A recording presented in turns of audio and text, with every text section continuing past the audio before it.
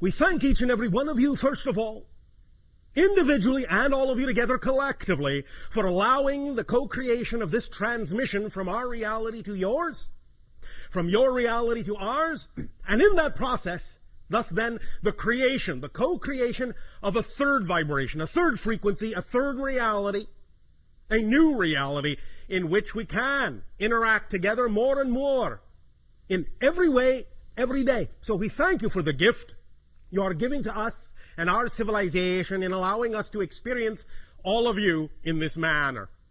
We would like to begin the following transmission in the following way.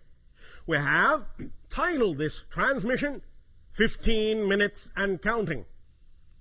We will explain why we chose that title in, about 15 minutes. First and foremost, let us say that the whole idea of this transmission, this night of your time, as you know time to exist, is that this is part 1 of the transmission, and tomorrow of your time is part 2 and part 3. Thus taking these 3 transmissions, in a sense, as a whole transmission, which in my time and from my dimension and my frame of reference will simply be delivered all at once, with no break. It will simply find its way into your dimension and your time frame when and where it is appropriately timed for the transmission to be received, when the receiver is ready. Time and space in that sense are very flexible, very malleable, as many more of you are now finding out, even in your own reality.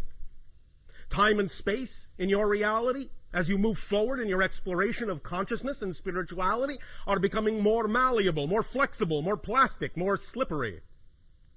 Many of you are beginning to realize that you are having different kinds of experiences of space and time now, more synchronicity coming into your lives as you begin to expand your understanding of consciousness, as you begin to live more in the moment, as you begin to realize and manifest the idea of your dream, your passion, your joy, your excitement. This is part and parcel of this whole so-called new age of awareness on your planet, which we are more than happy to assist you in co-creating. The idea of this transmission, specifically, as has been explained to you to some degree already, is to create an understanding of how you create your physical reality, how you have created your physical reality, how you can create your physical reality to be more in alignment, more harmonious, more synchronous with what you prefer it to be. And that this has a lot to do specifically with the receiver in your body, which is what you call your brain. As we have said previously in another transmission, there are 3 stages to the idea of the downloading of informational reality and the experience of reality when it comes to the connection and the relationship between non-physical and physical reality. The higher mind, the higher self, that component of who you are as a person, the non-physical side of your consciousness, as is specifically designed to interact with the physical side of your personality and your consciousness, that downloads energy, information, concepts. That higher mind, in that sense, is the conceiver. And thus then, in delivering that information through the brain, which is the receiver, the antenna, the wiring of the brain then configures that download of information in a manner that is appropriate based on the belief systems in the personality, for the personality to interpret, to receive, and to perceive in physical reality, as physical reality. In other words, the concepts coming from the higher mind are translated through the antenna of the brain into concepts that are then perceived by the physical mind, the physical personality, as your physical reality experience. So if there is something about your physical reality experience that you wish to change, the idea is to understand that it is part and parcel of the way you are receiving the information, the way your brain is interpreting the informational downloads from your higher mind that determines through the belief systems that have wired your brain into a certain configuration exactly how the physical mind is actually capable of perceiving your physical reality experience. Because physical reality is really not solid. it is really only the experience of it that is real, but not the physical reality itself. Physical reality, as you have heard for thousands of years, is just an illusion. But the experience of it is real. And the experience of physical reality is determined by the belief systems and definitions that are hardwired into your brain, into your receiver, into your antenna, and thus then determines exactly how you interpret and how you receive the conceptual downloads coming from the higher mind. So, allowing the brain to be wired in a manner that allows for clear communication, clear connection between physical mind and higher mind is of paramount importance in order to know that you are receiving and interpreting the downloads from higher mind in a manner that is aligned with the idea of intention of higher mind, and in a manner that will allow you then to experience physical reality in a manner that is also aligned with that higher vibration, that higher frequency. So this transmission tonight and tomorrow of your time is designed specifically to help rewire the brain in a manner that makes it more superconductive, more hyperconductive, more receptive of the original, initial, intentional, vibrational frequency of the download from the higher mind, so that it can be interpreted and perceived and experienced by the physical mind in a way that is more in alignment with the higher mind's desire, the higher mind's intention. Because the higher mind's intention is always, always, always, always to guide the physical experience in a manner that will allow the physical personality to best realize itself, to best express itself in the most fundamental way, in the most natural way, in the way that is most highly aligned with the highest vibration in creation, which you translate as love, passion, joy, excitement. So when you act on those things in your life, the things that contain the highest amount of joy, passion, excitement, you are thus then most aligned with your true natural core being. However, we understand that many times in physical reality, especially on your planet, you are raised to believe things, certain definitions, certain belief systems about physical reality that do not necessarily allow you the ability, the willingness, the awareness to act on those vibrations and those frequencies coming from your higher mind that are most aligned with your natural true core excitement, joy, passion, and love. So learning how to allow your brain to rewire itself, learning how to transform those definitions and those beliefs through many different directions is one way to allow you to become a better receiver, a clearer receiver of the information from higher mind, and allow you to experience a physical reality that is more in accord with that idea of your natural, true core excitement, joy, passion, and love. So that is why we will talk about some of the specific mechanisms of the brain tonight, and tomorrow we will deal specifically with the idea of the structure, the nature of the structure of belief systems. We have done a lot of talking about the nature of beliefs and different beliefs, how you can transform them, the many different ways that there are. For all techniques and all tools are simply permission slips. Different rituals are simply permission slips. They give you permission, in a sense. They give yourself permission, in a sense, to be more of who you are. Because the permission slips you are attracted to, the tools, techniques, and rituals you are attracted to, are simply attractive to you because they are most aligned with the belief system within you. So they reveal to you, in a sense, a reason. They seem like a reason, an ability. They give you a sense of permission to grant yourself the ability to be more of who you are. But tomorrow, we will talk very specifically about the nature of the actual structure of beliefs, especially the idea of the negative ones that you many times seem to have a great deal of difficulty changing in your lives. We will literally, in a sense, examine them as if we were using a very powerful X-ray beam to reveal the structure, the skeletal structure of a belief, so that you can then thus, by that revelation, by looking at the X-ray, by looking at the structure, begin to understand how beliefs reinforce themselves, and by being able to see how they do so, beginning to be able to sense where and when you have the ability to empower yourself to change that structure, to use that structure to your positive advantage, and to change and transform those beliefs in positive ways, to start allowing them to work for you, in a sense, instead of against you.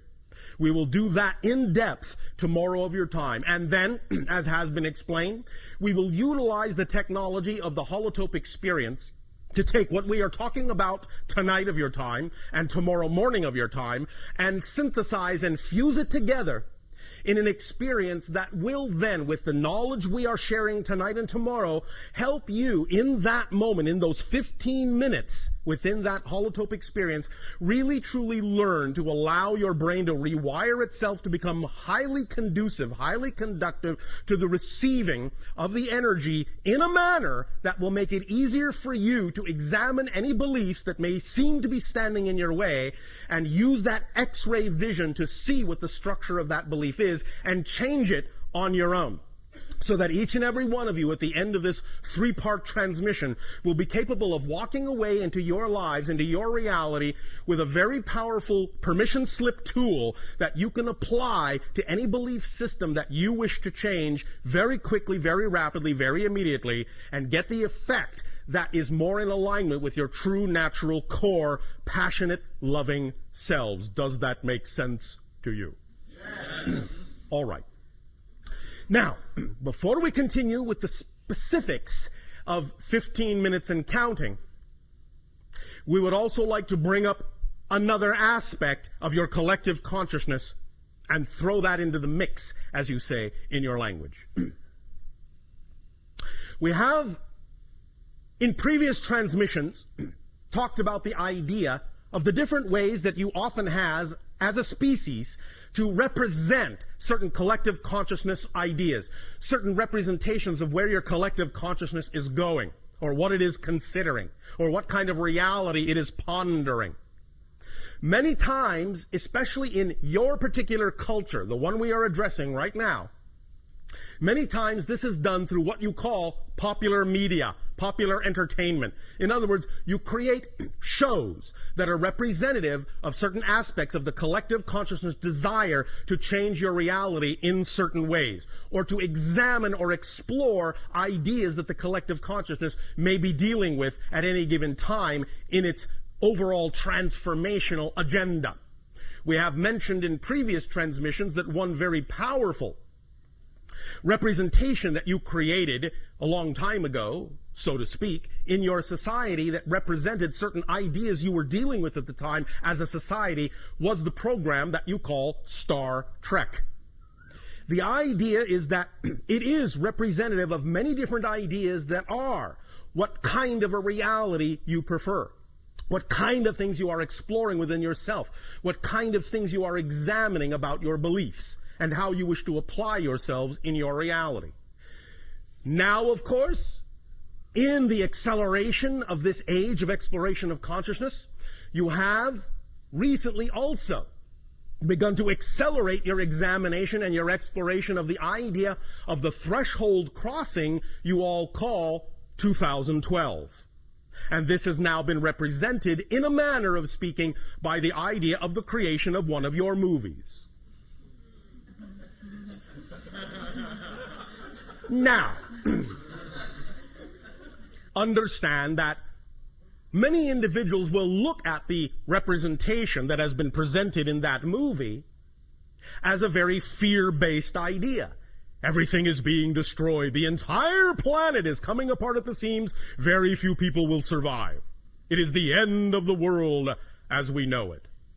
All right. Not really. I guarantee you will wake up on December 22nd, 2012. There will still be a planet. It will still be a relatively nice day.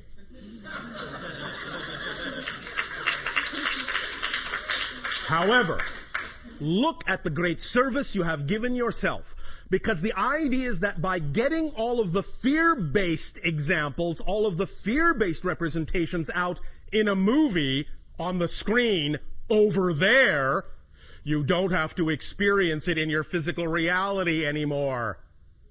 That's one way to understand how you do these things. This is how you give yourself an opportunity to face the issues, face the fears, by reflecting it back to yourself from what you call your silver screen. so that you can examine what you really believe, what you really feel about these ideas, and ask yourself whether or not you really prefer that kind of interpretation of the energy, or whether you really prefer another reality. So this is, in a sense, a way that you have of creating a catharsis for yourselves, of examining these beliefs very deeply, and doing it in a manner that actually allows you to experience it in a sort of a roller coaster fun park kind of way. So that it's all right to examine the fear, but you're doing it in a setting where you're with a lot of people, you're having the experience together, you're supporting each other in that experience, and you're having a good time doing it, so that it's not quite so scary to examine it. Thus, then, you give yourself the ability to recognize that by having it out on the screen, you can see that you've gotten it out of your system. And thus, then, you give yourself the opportunity to choose, to clear the deck, clear the slate, start from scratch, square one, all these lovely phrases that you have in your language, and begin again with a new idea of what you would like your world to be. Now, yes, your December 21st, your winter solstice in 2012, is definitely a demarcation line. It is a demarcation line, a threshold crossing for the idea, as we perceive it anyway, of the collective consciousness going from a world where the collective energy is more negative than positive to a world where the collective energy is slightly more positive, finally, than negative. So you are tipping the scale. You are crossing a line. You are crossing a threshold. And from that point forward, now that, after that date, the collective consciousness of your planet will be slightly more positive than negative for the first time in many thousands of years, that means it can snowball, it can accelerate, it can pick up speed. You can build on that positive energy. And thus, then you can eventually create your reality to be what you prefer it to be. As we have said, it is also the end of what has been euphemistically called the quarantine of your planet. The idea not again being that on December 22nd all our spaceships will land, but the idea being that after that date they could, because we are no longer holding ourselves back because of our own laws, but we are simply from that date forward taking the cue from all of you as to when you collectively say you are ready for open contact with other civilizations. So the quarantine goes away on that date as well.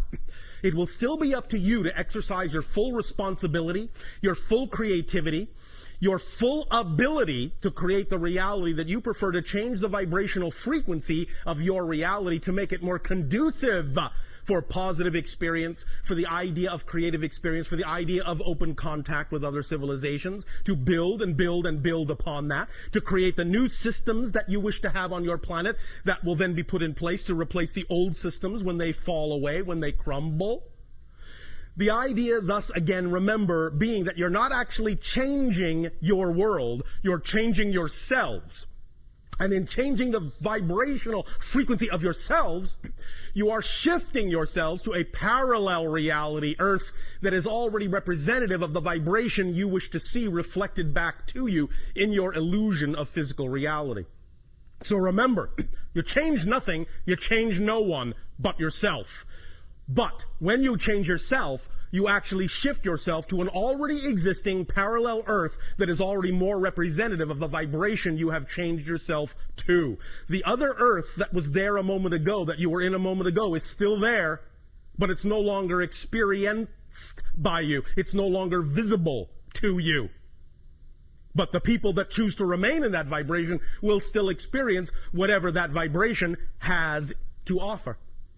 But you will have moved on to another vibrational Earth reality, and again, and again, and again, and again, as you constantly shift your energy, you will constantly shift through multiple parallel Earth realities that are more and more and more and more representative of the vibration of your true natural self, if that's the direction, of course, that you choose. Don't let us force you.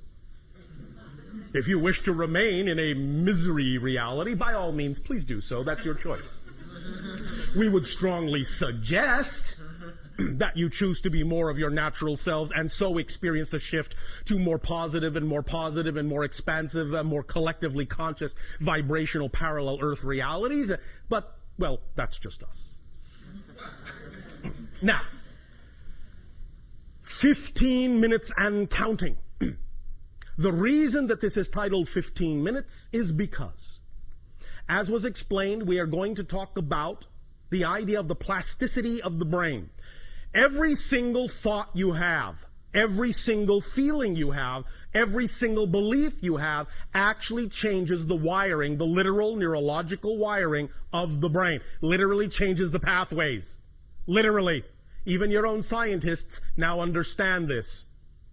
The idea being thus then that when the pathway is changed, it represents a new frequency, a new idea, a new belief. It represents what has been imposed upon it. So that from that point forward, when it goes through its plastic state and in a sense becomes hardwired again temporarily, the hardwiring it settles into will represent a pathway that is more representative of the vibration that you have changed it into, that has been responsible for changing that neurological pathway, and thus, in a sense, creating an easier path, a quicker path, a more superconductive path for whatever vibration was changing that neurological pathway, be it positive or negative. So it reinforces itself.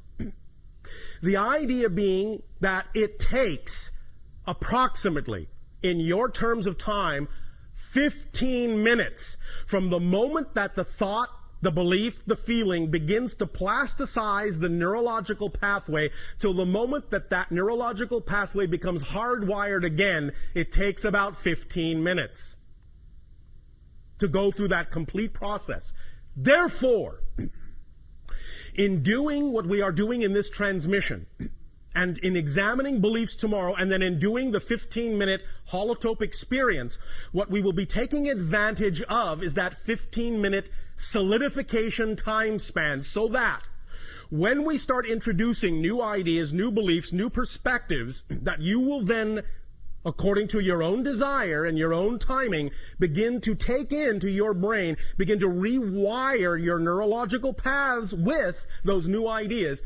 Going through the holotope experience will give you the ability to ensure that the rewiring will go in the most positive direction possible, will imbue the most positive frequency possible, so that by the time it becomes hardwired, you are at least giving yourself the opportunity for more opportunity to experience more synchronicity, more hardwiring of the neurological pathways of your brain that is more in alignment with the positive vibration you say you prefer regarding the reality you wish to experience.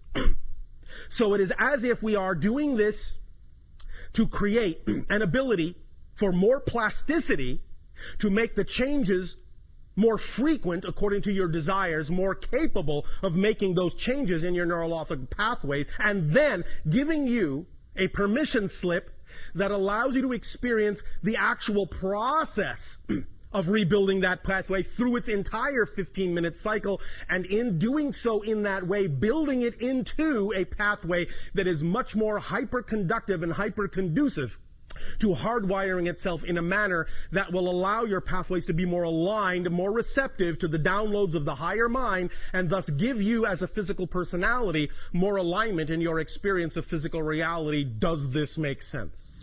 Yes. All right, so basically speaking, this transmission, parts 1, 2, and 3, essentially are, well, brain surgery.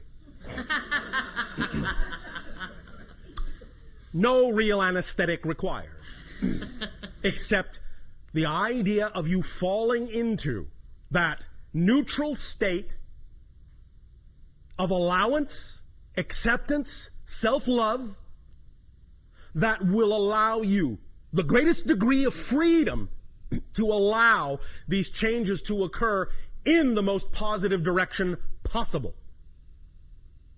Yes, we recognize here and there a little negative belief, a little fear may creep in, but that's all right. We will deal with them as they come up, because that's what tomorrow morning is for. In examining the actual X-ray structure of beliefs, you will have a very potent permission slip tool to be able to recognize the beliefs for what they are, see them in the full exposed light of their true structure, their true nature, and how it is they actually are capable of reinforcing themselves when you don't prefer them to.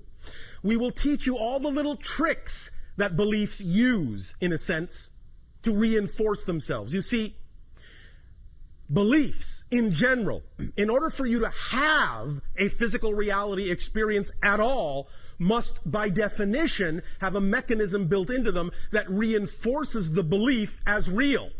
Otherwise, you wouldn't have a physical reality experience if it didn't do that.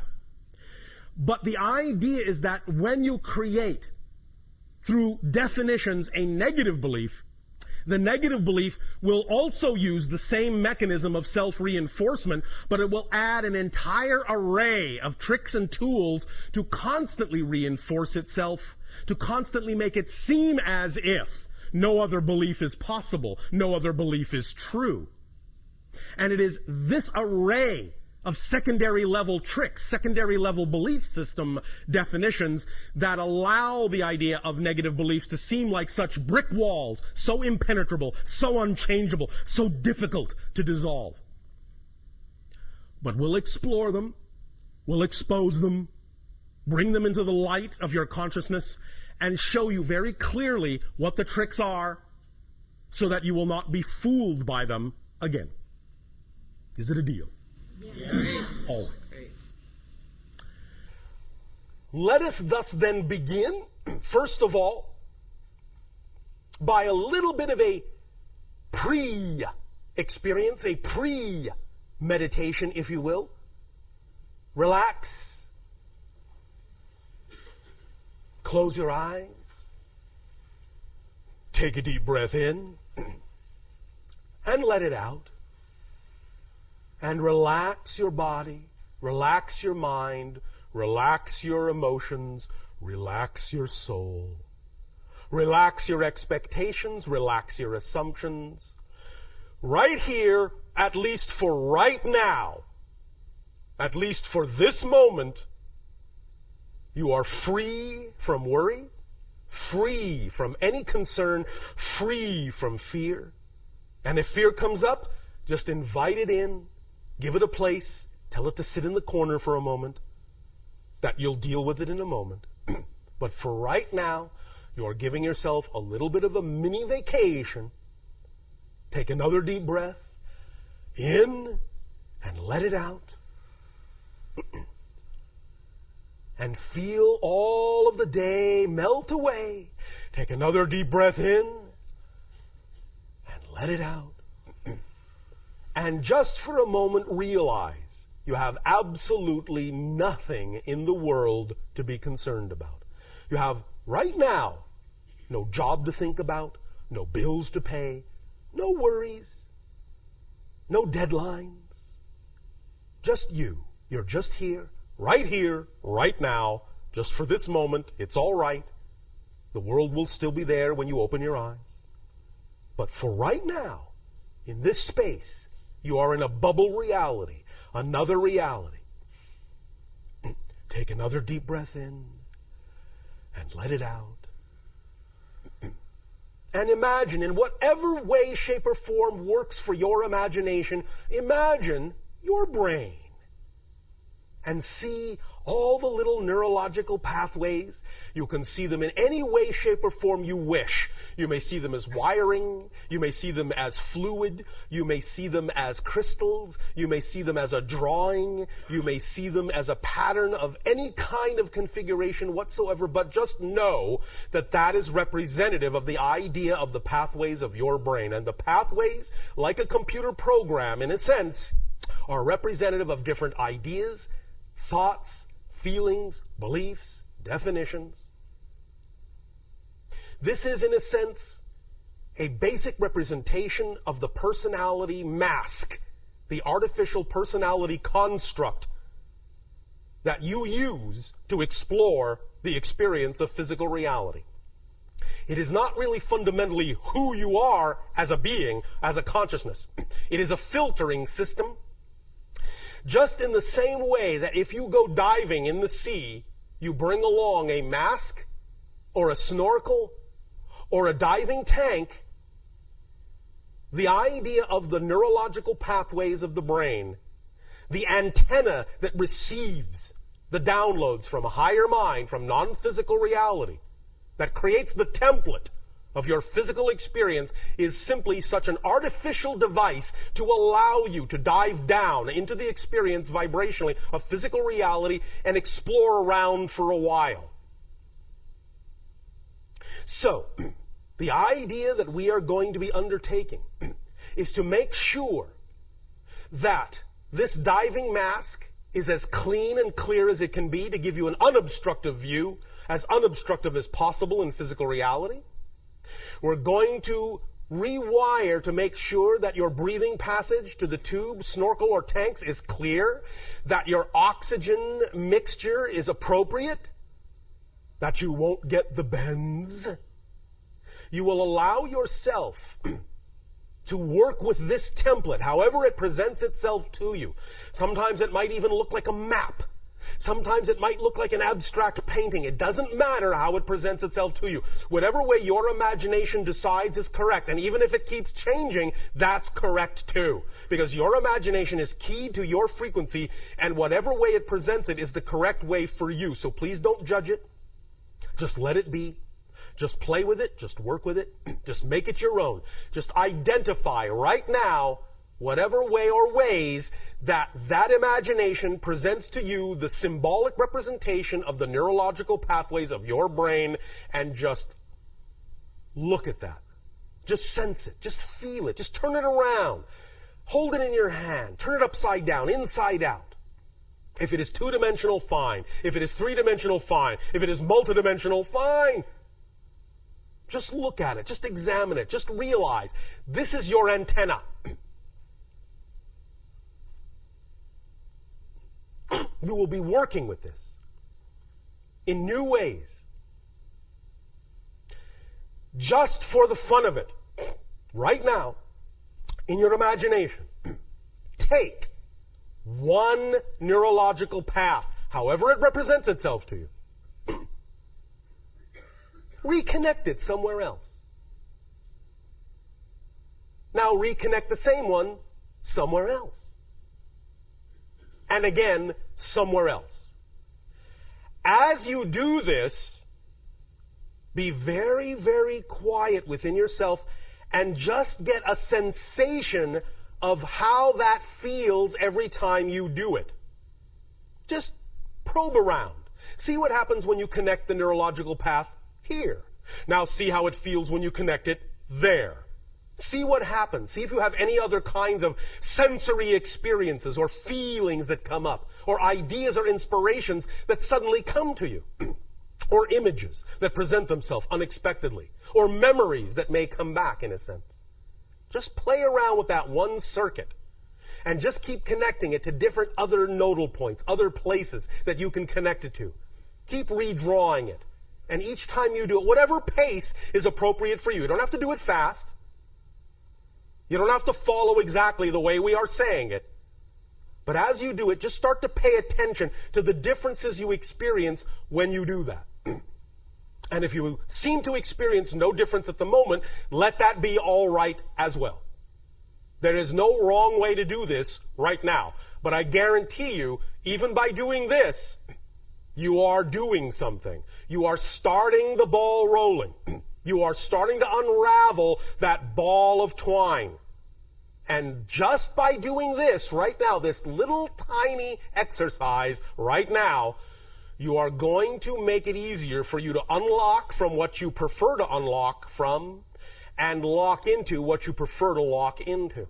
But at the same time, you will retain a malleability, a flexibility, a plasticity unprecedented in your reality. You will know that you always have the ability, one way or the other, to rewire your neurological path to be more receptive as an antenna to the downloads from the higher mind. That you have the ability to redraw the blueprint, to reorganize the template that you use upon which to build your physical reality experience. Take a deep breath in and let it out.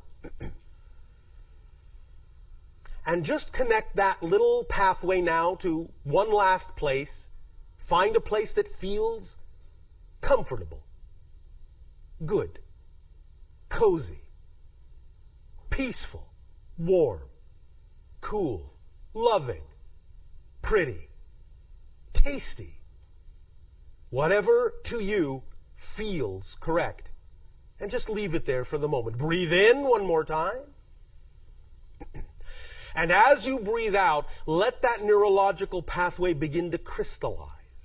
Let it begin to hardwire into that wondrous place of perfect peace, harmony, joy, and love.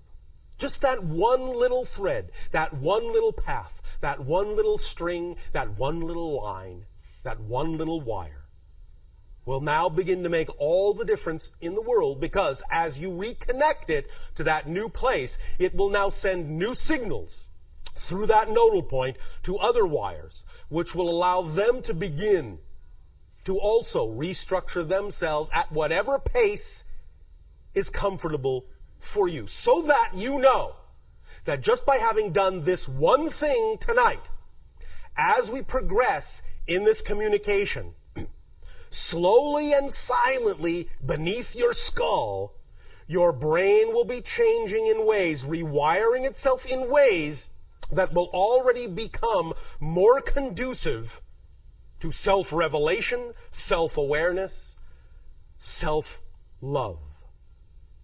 self-validation. So just let that sink in. Take another deep breath. And hold it, hold it, hold it, and blow it out. Open your eyes. And just be aware that going on right now in your brain is the subtle yet profound process of rewiring as we continue this transmission. In return for the gift you have given us in co-creating this interaction this day of your time, we ask you now, in what way, through questions, may we be of service to you?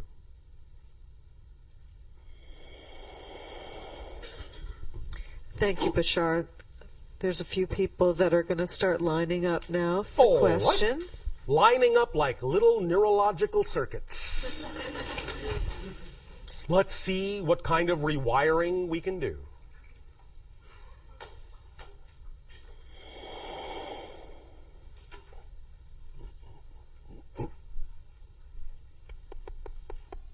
Hello, Bashar. And to you, good day. There has been a question that has been following me around begging for an answer, and it has to do with... like a little puppy dog. Like a little puppy dog. Oh, all right. Just biting at my heels. And yes. It has to do with statements you've made about we're not changing our economic systems, but we are going to be inventing new systems to replace the old ones when they fall away. Yes. And for the life of me, I can't visualize how that will occur in our particular society. Well, that may not be, as you say in your language, your particular thing. So you may not have to be able to visualize that. You may simply be able to visualize other things and simply take advantage of the changes in the economic system when they occur that other people will implement. That may not be your thing. You understand? Yes, I do. So sometimes when something is not really representative of your particular approach to creativity or excitement, it doesn't mean you have to become aware of how that's going to work. Let the other people that are involved in that regarding their excitement to make those new systems do that, and know that you will simply be around to take advantage of them because you will be of a similar frequency. But you can simply implement into society whatever changes you wish to make within yourself and shift yourself to the society that will reflect those changes within you back to you based on whatever excites you the most.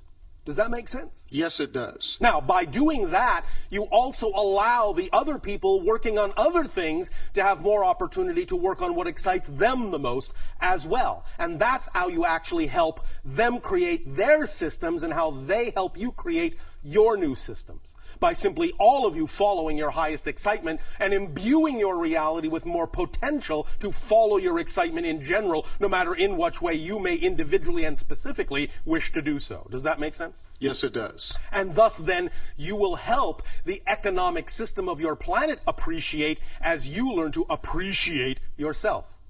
Make sense? Makes sense. Does that answer the questions? Does that feed the dog?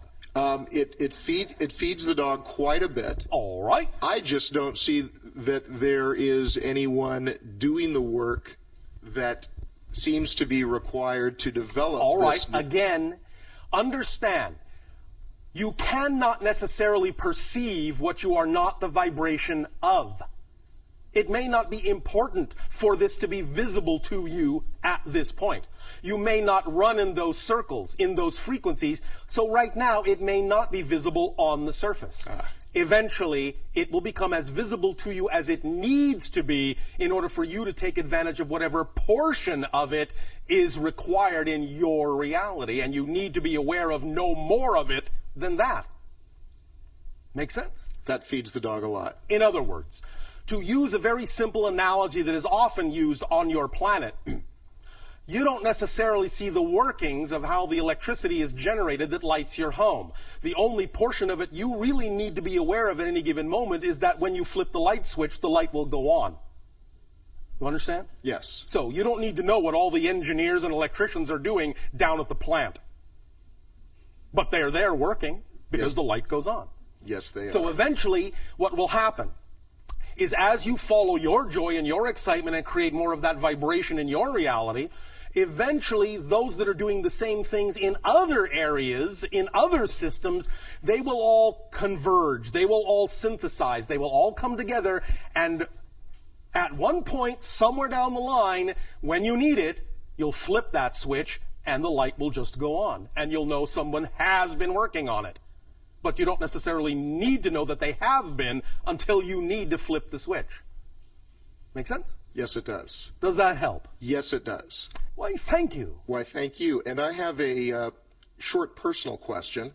A short personal question. A short one. Sometimes in the morning, I would like to wake up feeling activated, joyous, and excited in the morning. Well, go right ahead. And some mornings I do, and some mornings when I wake up, it's just not happening. Oh, all right. Do you have any suggestions Yes. that I can implement Yes. to make that happen? Yes. No. To choose to have that happen. Yes. To allow that to happen. Not to make it happen. To allow it to happen. Yes. Use the power of paradox. I'll explain. When you wake up not feeling quite like you prefer to feel, if you let that be all right, you will learn more quickly why you feel that way, and by using it in a positive way, and by using it more quickly and learning from it what you need to learn as to why you are waking up in that state, by letting it be all right to wake up in that state and learning from it, you will allow it to transform into the other state more quickly by having used it for the purpose it is there. The more you don't want it to be there, the more it will stick around until you use it for the reason you created it. So don't resist, take it as a gift. All pain is the product of resistance to the natural self, and usually the resistance to what is going on in your life as if it wasn't supposed to be there, when in fact, if it's there, it is. There for a reason. Allow yourself to find out what the reason is, then you'll be using it for the reason you created it, and as soon as you use it, it will go away because it doesn't stick around when it's been used up. Make sense? Makes sense. Thank you very much. Get along, little doggy.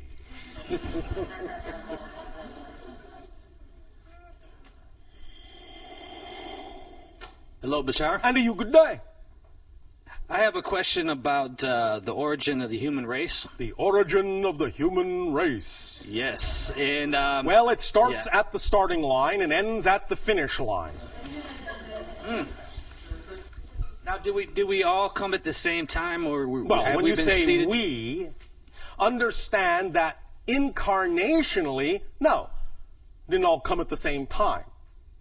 However, physiologically, the human species was developed approximately at the same time. But the idea is that the original hominid species on your planet that grew naturally through what you would call the evolutionary process was at a particular time genetically enhanced by another species from off your world, thus creating, generally speaking, relatively speaking, what you now recognize as the human species. You understand? Yes, I do. This is not as uncommon as you may think. It is actually one of the ways in which creation has of creating, in a sense, vehicles for incarnational experiential purposes. That there is, in that sense, genetic seeding that takes place, genetic alteration that takes place to bring a viable vehicle in physical reality into a particular frequency level through genetic manipulation that allows for the idea of soul incarnational experiences in physical reality to be had in a very specific way. Does that make sense to you in your language? Yes, it does. Does that answer your question? Yes, it does. And one other question, then, would that also mean that there's various ET or higher intelligence that spawn different races of groups within Earth? Like well, white and black? Yes and no. Mm-hmm. The idea is that at this point you're all pretty mixed up. We mean that genetically. Mm-hmm. The idea also is that there are some factors that are simply environmental, while at the same time, yes, some of the differences are representative to some degree of different genetic factors in different, what you would call, ET species. But not necessarily as absolutely distinctly as you may think, because the ET species, even they were already genetically mixed up in a variety of ways. You follow? I follow you. Does this help? Helps a lot. Why, thank you. Thank you.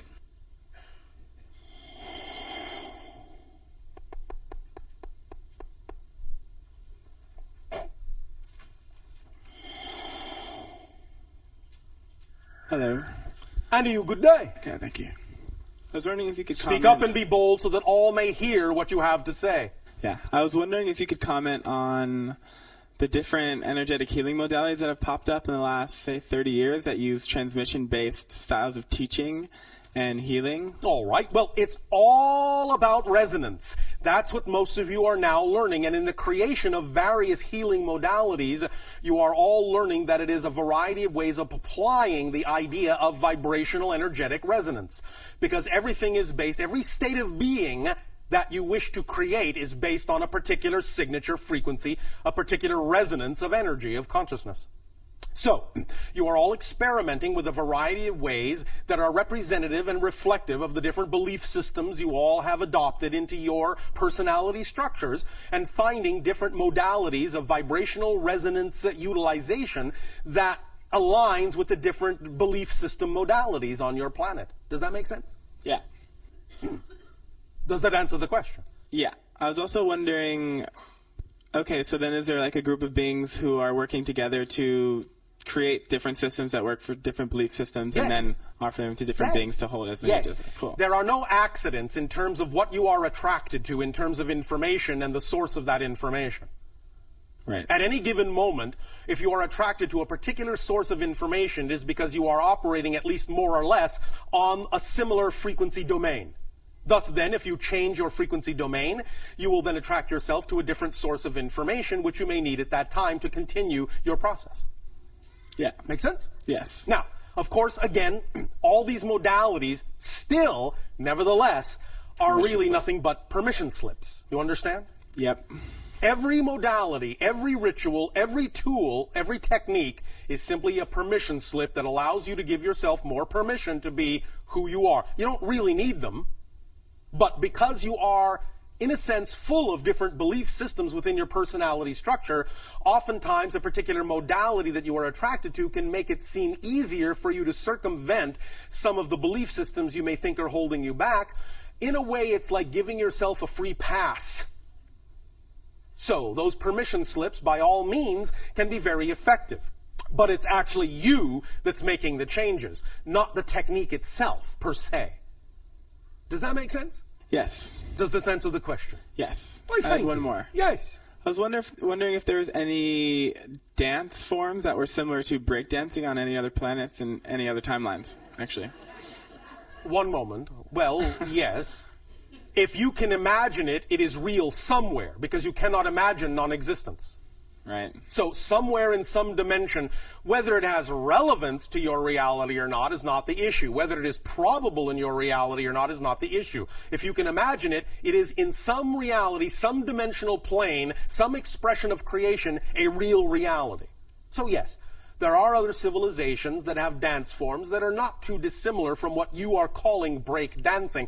But of course, it will conform to their particular physiology. Yeah, of course. There are... One moment.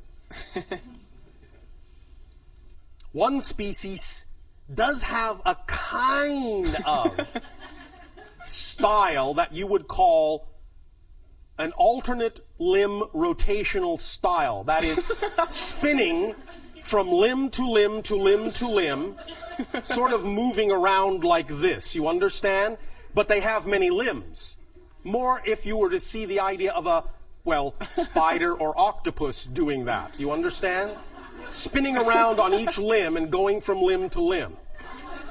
That is one style of dancing in one species we are aware of. I suppose you could say it's sort of like breakdancing, but not exactly as humans express it. Yeah. Does that answer your question? Yeah. Anything else? Yeah, I was wondering if you could give some revelation to the different species and their contemporary updated agendas in relationship to humanity. And well, that would take a little while.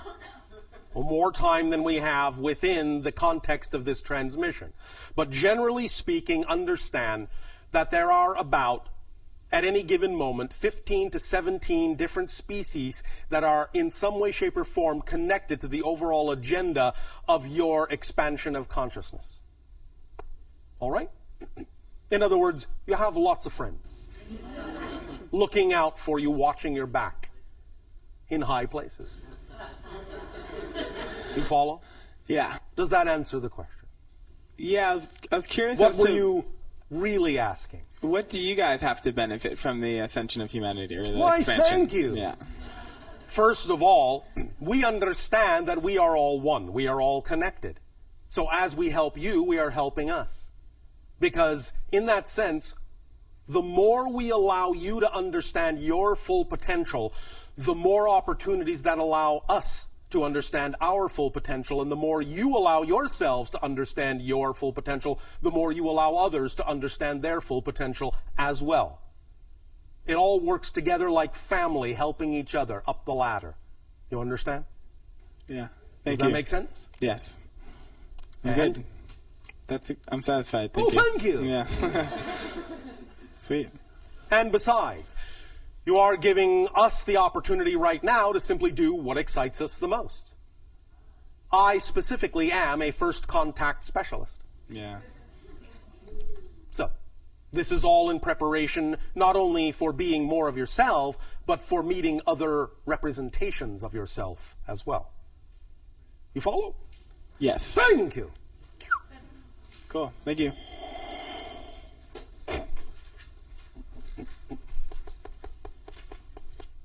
Hello, Bashar. And to you, good day. How are you? Perfect, and you? Perfect, thanks. Thank you. I heard. Oh, one moment. Let us clarify. We understand that at any given moment, there may always be the opportunity to grow and change and what you call improve. That doesn't mean that at this moment you are not a perfect representation of what you are at this moment. By allowing yourself to know that whatever you are right now is a perfect representation of that idea, paradoxically, you actually put yourself in the appropriate state of being to actually change and grow and expand. So when we say we're perfect, we don't mean we're complete. We don't mean we cannot change. We mean we simply are perfect for whatever we are being right now. And in the next moment, we will be something different, equally perfect in its own right, as will you. Continue. Thank you. I heard a rumor that you work directly with the hybrid children as a mentor teacher. Is that? Well, in this case, the rumor happens to be true.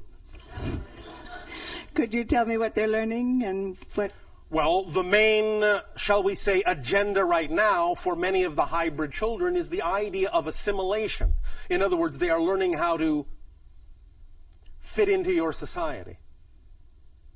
Because ultimately, many of the hybrid children will be introduced back to many of you in physical reality for you to interact with. So they are learning your ways. They are learning, in a sense, well, not how to blend in, because many of them can't really do that. But they are learning your social understandings. They are learning the idea of living on Earth.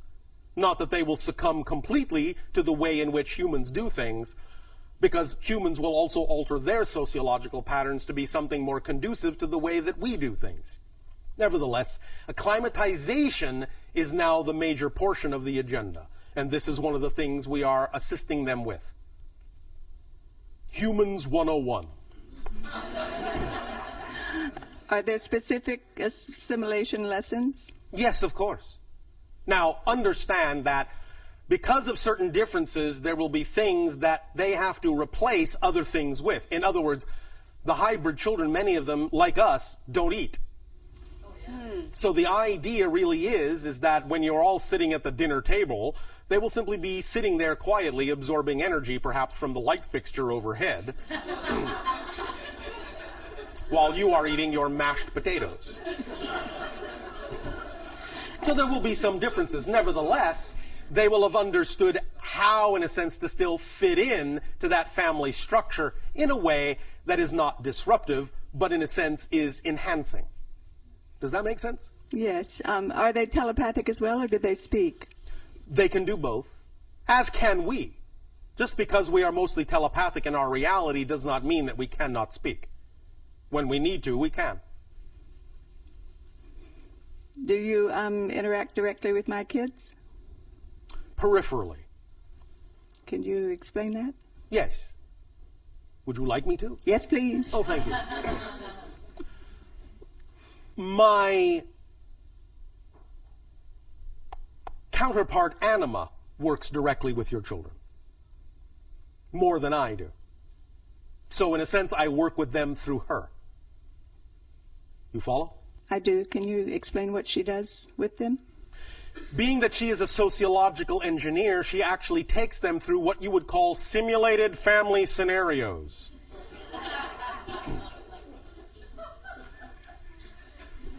Are they okay? Oh, they're fine. Are you? Okay. Will I get to meet them here on Earth? Not all of them, but a few of them. There is a high degree of probability that you will meet a few of them. All right? Are there any specifics on communicating now with them? You are, in dream time, downloading much information to them, as many of you do with the hybrid children. In dream time, you have met, and you interact quite frequently, when you are, in a sense, shifting to another dimension in dream time. You told a woman in Sedona that if she went where she wanted to be on Mother's Day, she would get tangible evidence. Yes. Is that true for all the parents, or No. just? It depends on timing. It depends on agreements. It depends on what purpose it serves. Right. There will always be some time in which there will be what you call tangible evidence, but that doesn't mean that we can simply drop a date in your lap for everyone. Right. Because not all of you have arranged to do the meeting that way. Right. You follow? I do. Do the Sasani kids interact with the hybrid kids? They do. They are good, in a sense, trainers for them. Cool. If the Greys are emotionless, how are the kids learning about love and... From the humans, but now remember that the hybrids exist already. Therefore, the hybrids mostly are the teachers of the idea of emotional mental balance. You must understand that in our time frame, because we have a different dimensional time frame than you do, there are almost no Greys left anymore. There are only hybrids. So only hybrids in our reality are teaching the younger hybrids. Remember that we can go back and forth in time as you understand it. Do you understand? Yes. One more thing. Are you still interested in the Extraterrestrial Contact Act being undertaken? We are, but we understand that there is a particular and appropriate timing on your planet that would make it more effective than other times. And we are simply allowing the timing to occur in a natural way. All right? Do you have any specifics on the timing? No, I do not. Okay. Thank you, Bashar. Thank you.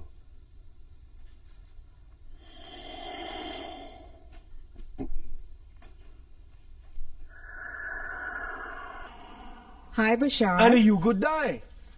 Happy belated birthday. Oh, all right, thank you. For those that are not familiar with this idea, even though it is not literally the birthday as you understand it, in our reality, again, having a different time frame dimensional experience, the date that corresponds to my date of birth in your reality was November 11th. Yes, thank you. 157. Wow. This is my first experience with you here. Well, this is my first experience with you. Congratulations. Thank you.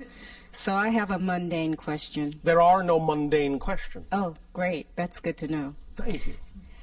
Is it important to you? Yes, it is. Why would you consider it mundane then?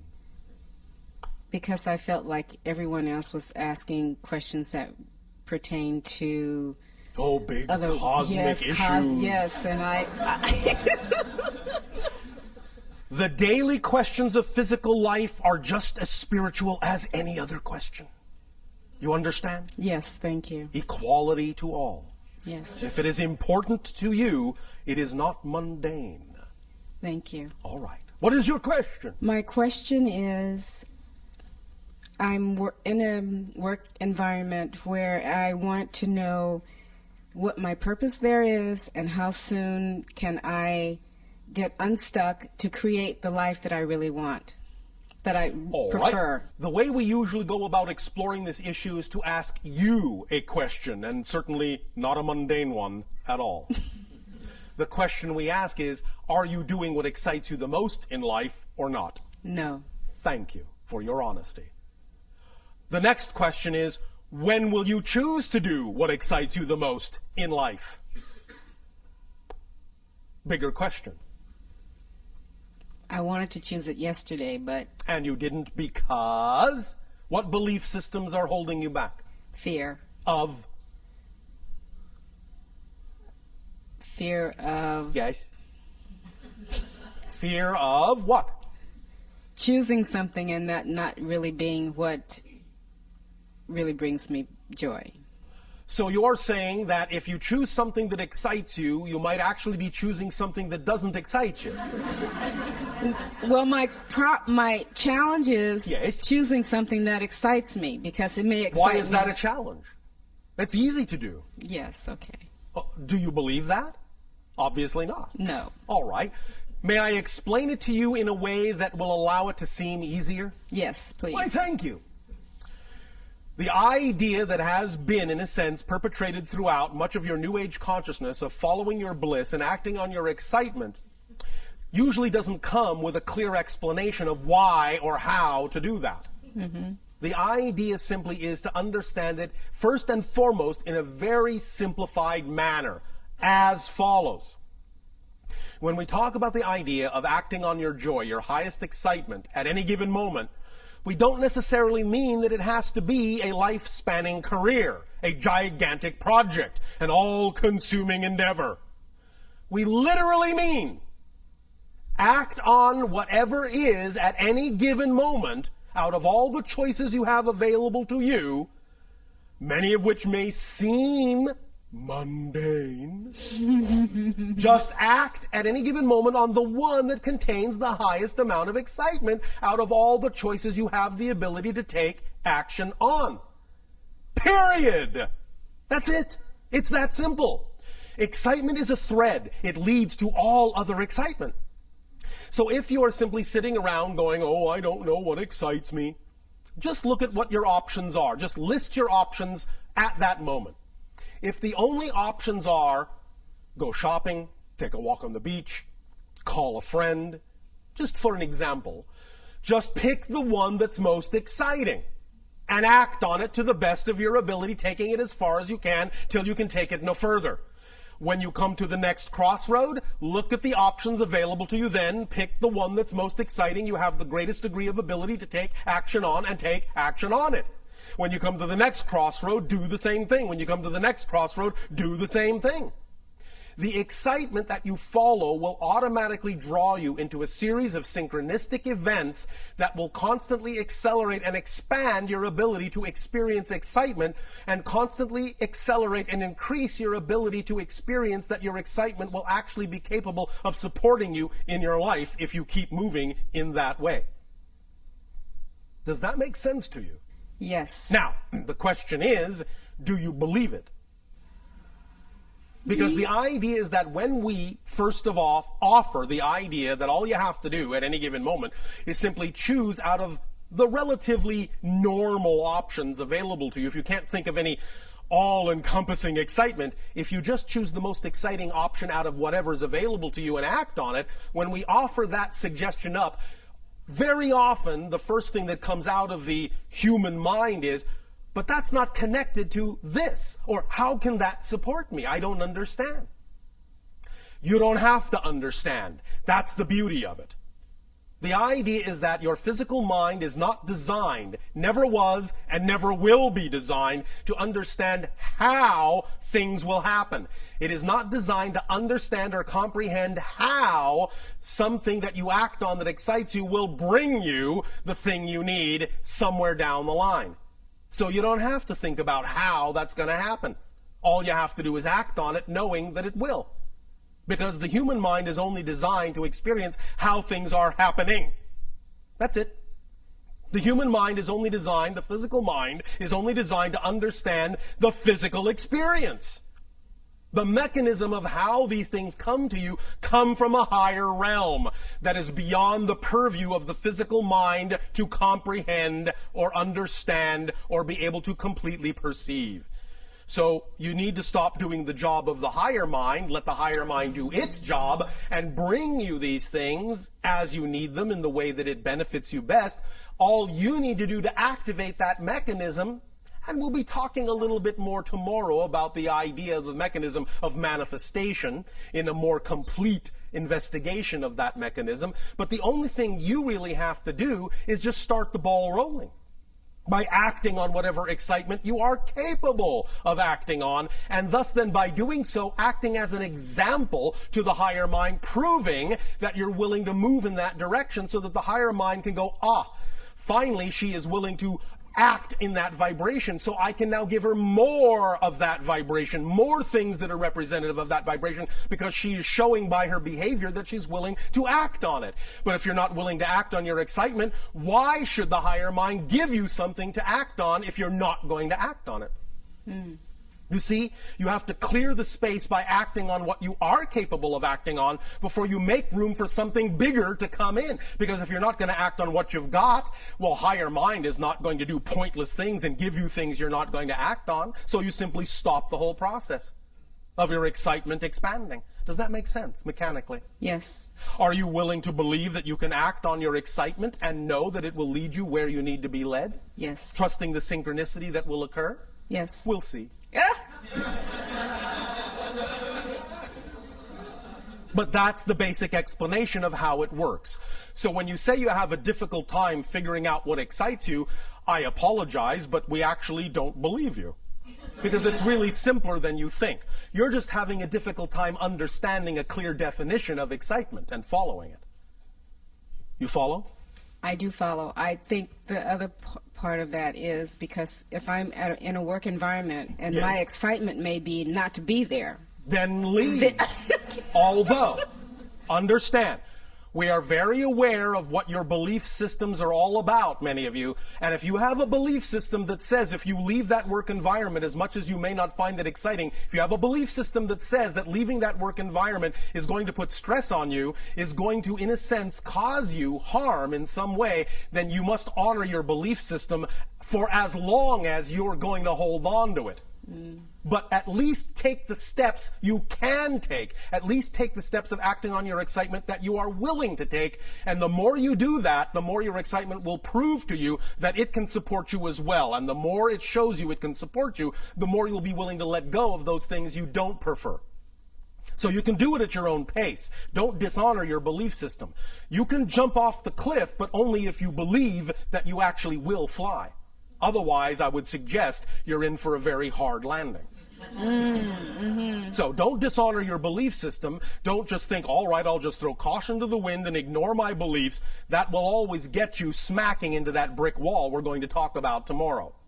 But the idea is that when you work with your beliefs and understand why you have the belief that you can't be supported in something that you love as opposed to something you don't love, then when you work with those beliefs, you can change them.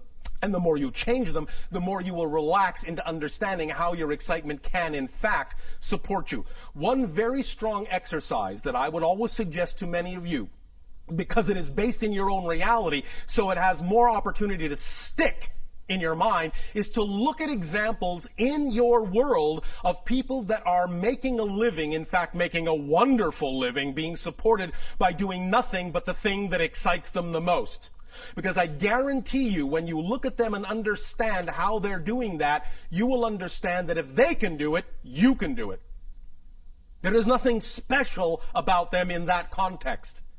If you can see it, if you can attract into your reality an example of someone acting on their joy and being supported in their life by doing so, if you could have attracted that example into your reality, if you are capable of even perceiving it, that means you are capable of living it.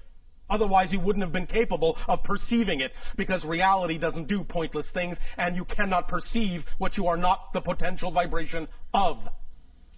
You follow? Yes. Does this help? Yes, thank you very much. Thank you.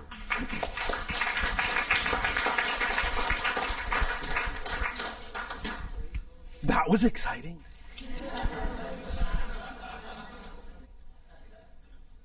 Bashar, we have a question from our News for the Soul listeners. Oh, all right. And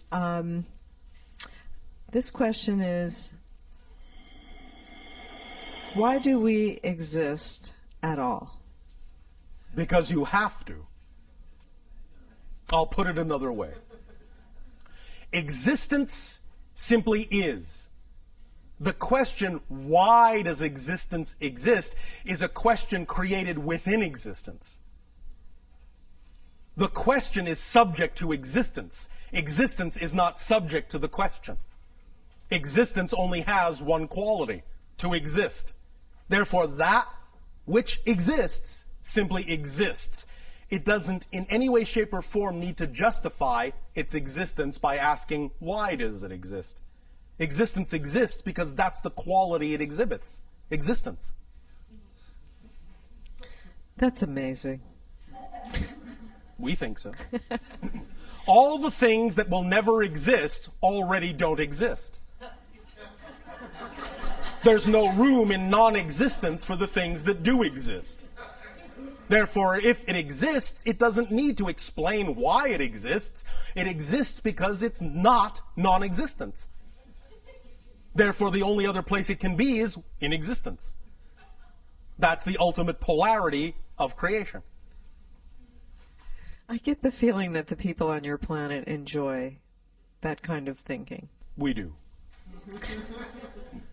There was one other question that I thought I'd slip in here from another listener, and that is, what's the best way to overcome a phobia?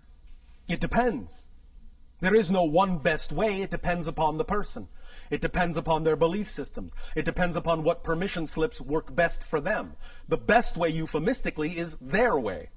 Whatever their imagination tells them is their best way. There are any number of suggestions we can make, depending upon the person, depending upon the phobia, but you have to go on a case-by-case basis. There may not necessarily be a generalized idea that will work for all people. Well, what is the basis of phobia? The basis of phobia is the idea of a belief system that allows you to see a representation of the belief that you are completely out of control. Does that make sense? Yeah, and so the specific phobia is a symbolic representation of the kind of belief, the kind of experience of being out of control that the person has. So, if you wish to carry this further, you could say the best way, quote unquote, to understand how to create or alleviate the creation of the phobia is to understand the symbology of what it is the person is phobic about as a symbolic representation of the control issue they feel that they lack within themselves. A lot of times people think they're connected like with a past life. In a sense, it can be. However, remember that from our point of view, there really is no such thing as the past or the future. So if they feel it's connected to another parallel, simultaneously coexistent experience, they have to understand that they're actually choosing to create that from the present life and simply cross-connect to another presently existing life for a purpose, for a reason, for an exploration, for an experience, for a lesson. So when they get, first of all, in touch with the idea that it doesn't come from the past, it is a present connection, therefore it brings it into the present, it brings it more into control, they will understand they have more control about how to deal with it. Because it's not coming from some deep, dark, mysterious past that they can't access. It's all being created now in the present, because here and now is all there is. There is no past, there is no future. There is only now. Does that make sense? Yeah, it sounds like a person will choose a corresponding life, a parallel life that has a symbolic representation of an issue that they're dealing with. Yes, now. They could. And in examining that, if that's one thing they would like to do, they don't have to, but in examining that, it might give them some reflective insight into what they have chosen to create for themselves in the life that they are dealing with. If they resolve the issue, that's one of the paths, obviously, for that's one way alleviating it. But there's also things like desensitization. There are any number of techniques and tools and permission slips. It depends on the person. It depends on the choice. It depends on the experience they have chosen. It depends on a case-by-case basis. Depends on the beliefs. Okay. Depends on the purpose for why they are having that experience. Depends on what they're going to get out of it. Depends on what they're going to learn. Depends on how it will expand them. Depends on many things. However, if you wish to break it down generally to the quote-unquote, again, best way, by always acting to the best of your ability on the thing that excites you the most, that process in and of itself will always force you to face whatever issues need to be faced and integrated to allow you to continue on the path of acting on your excitement. Now, of course, if someone is phobic about acting on their excitement, they may be creating an interesting vicious circle experience for themselves. Nevertheless, it will still, by being willing to take any action in that direction at all, open up the synchronicity that will bring to them whatever experience they need to face that issue and bring also with it all the information necessary to deal with that issue if they are open to it. We understand that very often negative beliefs and fear may make it seem as if that's the last thing they want to do, but that's one of the things we're also going to be discussing tomorrow in terms of X-raying the structure of negative beliefs. So, for the idea of phobias, really understanding the structure of the belief that is causing the phobia can also be of great assistance, but the structure of that belief may vary from phobia to phobia and person to person. So there's no, again, exactly one best way, but on a very fundamental level, certainly understanding the structure of the belief that's causing the phobia can at least give a person a head start. All right? Okay, that's great. Thank you. Thank you. Hello. And a you good day. I only have 2 questions. Oh, only 2. Oh, all right. My first question is I am experiencing a lot of change and transition like many people. A lot of what I've built up, Congratulations. I've had to let go of. Yes. And I'm just wondering if there anything that you could tell us that will help this transition move a little bit more smoothly. Thought I just did. Act on your highest joy to the best of your ability. Now, understand this. When we talk about acting on your excitement, it's because we know that excitement is actually a complete kit. It's the driving engine and the organizing principle of your entire life. So when you act on it fully, as best as you can, what will come with it are all the things necessary to actually allow you to expand in the smoothest, most effortless, most joyful way possible. It's a complete kit. It's self-contained. You don't necessarily need to do anything extra beyond the idea of fully acting with integrity to the best of your ability on your highest excitement in order to attract whatever you need synchronistically to allow you to experience your life in the smoothest way possible. As long as you're always willing to face and integrate and work with and deal with whatever your excitement brings up, then you will find that you'll be able to move forward in the smoothest possible way. Your willingness to allow whatever issue comes up, whatever belief comes up, whatever fear comes up, your willingness to allow it to be there for a reason and use it in a positive way is what will smooth out all the bumps. When you make fear your friend, when you say it's a messenger telling you something about yourself that you want to know, when you understand that fear is nothing but your own energy simply being filtered through belief systems that are out of alignment with your true self, then you can say, thank you, fear, for coming up. Thank you, issue, for coming up and pointing out to me that I have a belief that's out of alignment with my preferred, true, natural core self. And as soon as you identify the belief in that way and relate to the belief in that way and make a friend of your belief in that way, it will smooth out the fear energy into joy and excitement and give you the opportunity to utilize that understanding and that knowledge in the best possible way. Does that make sense to you? It does, but couldn't we have done this without all of this mass disintegration of all that we knew? Couldn't we have done this a different way? Why is it that we're experiencing There are many this ways to do things. This particular reality is the way things are done. You are also, as a soul, having experiences in other realities where things are done differently. But you also chose to be here because you wanted to experience this way as well, because it's one of the valid ways to experience the idea of creation. Breakdown, build-up, destruction, creation. It's a very valid way to experience the idea of creation. And again, when you learn to enjoy it for what it is, you will smooth out the bumps in it. Many individuals on your planet have talked to us about the idea that you feel like you're stuck in some kind of remedial kindergarten class, a school of hard knocks, a suffering planet. We choose to view this as a master graduating class. So the idea is that, yes, all right, college, university, sure, it's a little tougher than high school, but you're up to it because now you are in the master class. So the more you know that's what it is and the more you treat it as such, the more benefit you will receive from the way things are structured and the smoother things will get, and you will not have to experience it that way anymore. But the idea is, again, using the power of paradox. When you allow it to be all right to experience it the way you are experiencing it, you will no longer have a reason to experience it that way. It's only the resistance to the way you're experiencing it that makes that experience take longer to change. I get it. Thank you. I knew you would. My last question is for the past year during meditation or a time where I'm slowing my mind down to connect, I'm experiencing a lot of pressure in my head. Yes.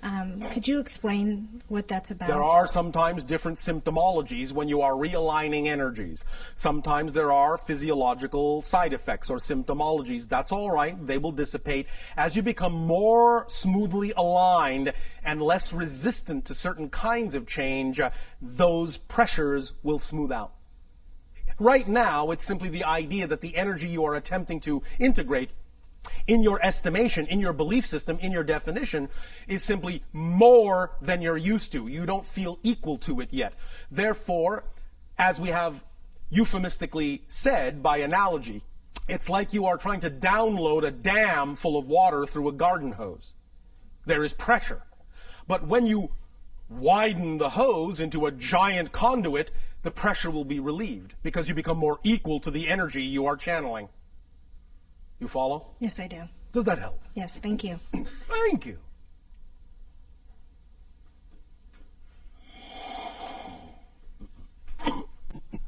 Hey, Bashar. And you, good day. I was wondering how I would become a Jedi Knight. I suppose by going out for a part in the movie.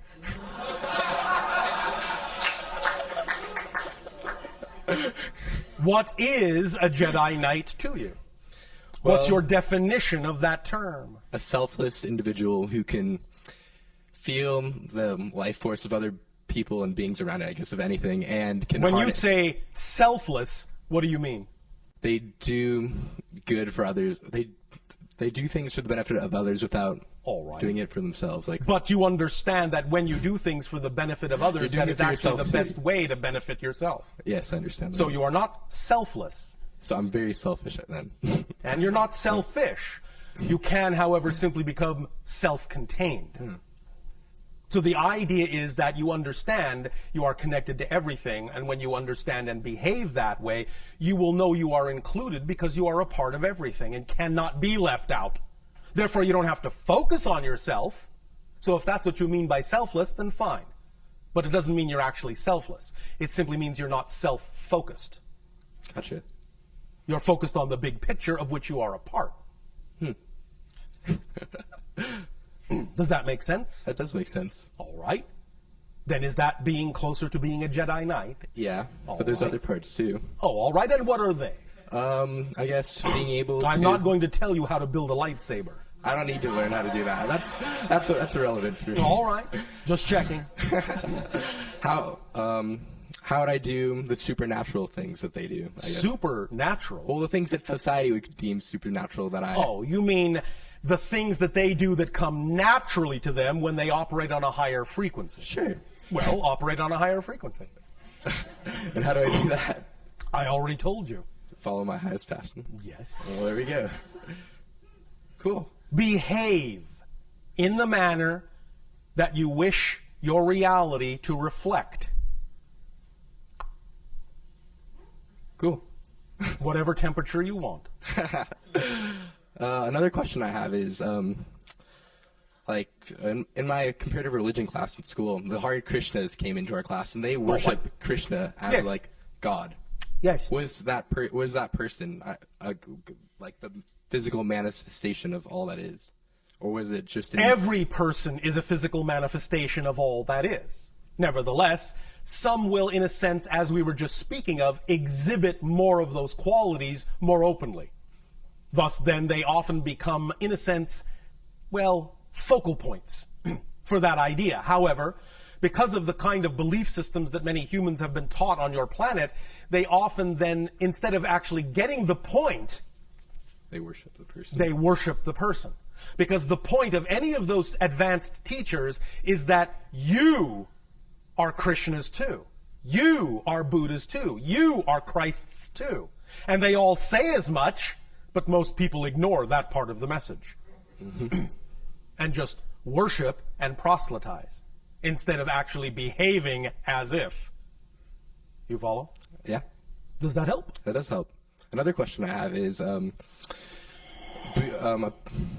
like a monk came to our class too, a Buddhist monk, and he said Yes. Nirvana was different than enlightenment, and that the Buddha achieved Nirvana, which is he ended all suffering forever. Oh, all for right. his being. Is that Again, the idea is that you have been given many examples of how to create certain states of being for yourself in which you do not have to experience the idea of challenge as suffering. Whether you allow yourself to begin to behave that way and take on that state of being is completely up to you. But you have been demonstrated this many, many times by many teachers. So in that sense, that's the way to understand the statement. They've done this for you, so you don't have to do it again. But you can choose to do it again. You can choose to suffer, but because they've already demonstrated how you don't have to, you don't have to. cool? Yeah, I gotcha. Oh, all right. You like that temperature, don't you? Yeah, I do. All right. Thank you. Wait, one last one. One more question. Okay, so you've talked before that we're moving through time and space, or Well, in a space. sense, Yeah. that's your experience. And Yes. however fast you can, let's say you're moving 50% through like space, like 50% the speed of light. Yes. That means your time is 50% and slower, space right? is 50%. But Yes. the speed of light is a speed limit. It's a speed limit of your particular dimensional reality. But it's the border between your dimension and another one.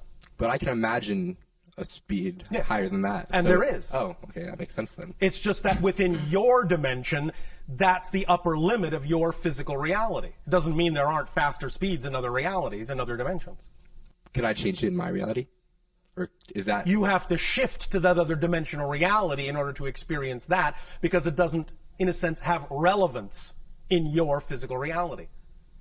Okay. Instantaneous teleportation has been experienced by many individuals, even on your planet. That's shifting to another dimension where this so-called concept of speed has no meaning. You simply are here, then you're there. No traveling in between. It's awesome. So it can be called infinite speed. Make sense? It does. Thank you. Another question from a News for the Soul listener. Oh, all right. You said we make good TV. Yes. How do you see us? Like this. Sometimes like this. Sometimes like this. Can you be more specific about what you mean by that question? Yeah, I guess the question is, how do beings that are outside our planet see us? And well, we have see different our ways behaviors? depending upon the being. Right now, we are simply perceiving your energy patterns. We are seeing you in a holographic kind of format that allows us to connect into what we need to connect into of your collective consciousness in order to download information to you that you have requested. So we're not so much seeing you just physically, per se. We're not really seeing you, in a sense, physically at all. We are seeing you vibrationally as a series of patterns that are interpreted in our consciousness in a variety of holographic conceptual ways, depending upon what is being communicated. Are there beings that have, like on their spaceships, screens where they can see what's going on the planet? Yes. So how are they doing that? Well, again, there are a variety of technologies depending upon the civilization. One civilization that does that has the ability to understand, well, let me back up. We have to some degree explained to you how our spacecraft work, in the sense that it is all about vibrational resonance location. The idea that every location has a vibrational signature, and that an object doesn't exist in a location. An object, in a sense, contains a vibrational locational signature that makes it seem to occupy space in a particular place and time. But the location is one of the variables of the object's equation, energy equation. As we change the variable in our spaceships, the spaceship changes location, because that is simply the idea of the spaceship existing at the new vibrational locational signature point. Similarly, the technology is that when you know that location is a particular frequency, then you can create a system where you dial up a particular locational resonance, and you can have a mechanism that simply translates that particular reference point visually, if you wish, even in your mind or on a screen. Does that make sense to you? Do you understand what we are describing as a technology? Yes, it sounds very interesting. I mean, are people being watched while they're walking around in the privacy of their homes? Sometimes. That's pretty interesting. But never without permission. You understand? Yes, but how does somebody give permission? Sometimes they give permission on another level. Oh, like a dream state. The physical mind may not be aware of the permission that has been given, but the permission has been given. And again, it will always be done, at least on our behalf, relatively unobtrusively. Privacy will be maintained where it is truly desired. So what would be the purpose of watching someone? Learning. Like how humans do things? Yes. And there are other reasons. Observing what humans are, in a sense, absorbing of the information that they have learned, how they are applying it.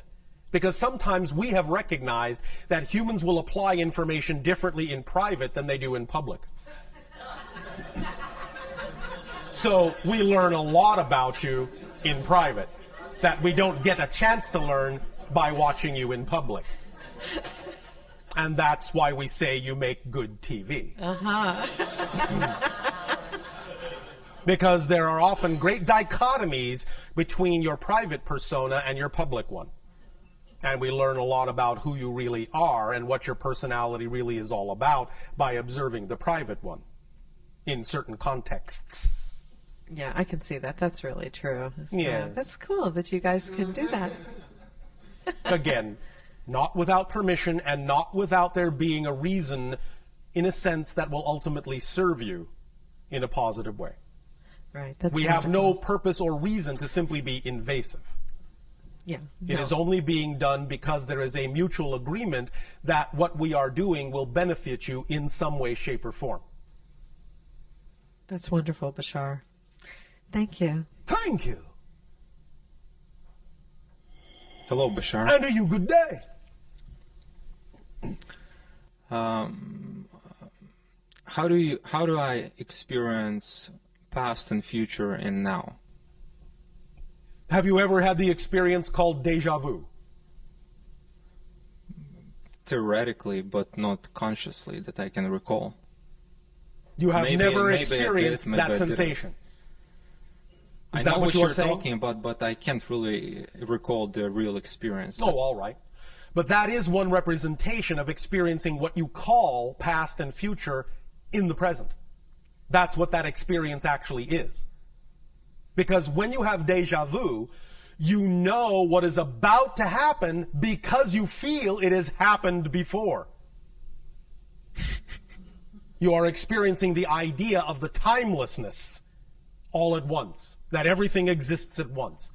So really, the more you live in the moment, the more you live in the present, the more you don't focus on the idea in a negative way of future and past, the more you will experience the timelessness of actual existence. The more malleable, plastic, and slippery space and time will become. The more synchronistic experiences you will have. Synchronicity is another symptomology of collapsing the idea of space-time into the now. Because everything is one. Everything is connected to everything else. Synchronicity is space-time's way of showing you that everything is connected as best as it possibly can. Even though it may still be presenting it to you in a so-called linear fashion, one synchronicity after another, that is at least a more collapsed version of experiencing space-time, the experience of synchronicity itself, than a typical stretched-out linear format. Does that make sense? But is this includes, for example, past lives, past experience? Again, remember, there is no real past. There is no real future. Everything exists now. The analogy we often use is your own television set. If you are sitting down watching a TV program, you know that at the same moment there are still hundreds of other programs that exist at the same time. They're not really in the past. They're not really in the future. You may not be perceiving them because you are tuned to one particular channel. But if you change the channel, you'll see that another program exists at the same time as the program you were just watching. Reality is like that. All the lives, all the experiences are going on right now.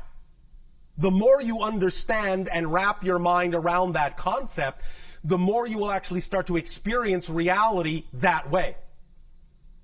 Make sense? Yes. So, more analogies, the more symbols, the more analogies you can create to explain the idea of the simultaneity of existence to yourself, the more you can understand that construct of nowness holographically, the more you will actually start to experience your reality that way. Makes sense. Thank you. And, thank you. That's why we also use the analogy of saying there really is only one moment in creation, just one moment. What appears to you to be different moments is actually the same moment, but from a different point of view. It's all the same moment. There is also only one thing in creation, all of it. Just one thing, experiencing itself as a multitude of things. But it's just one thing.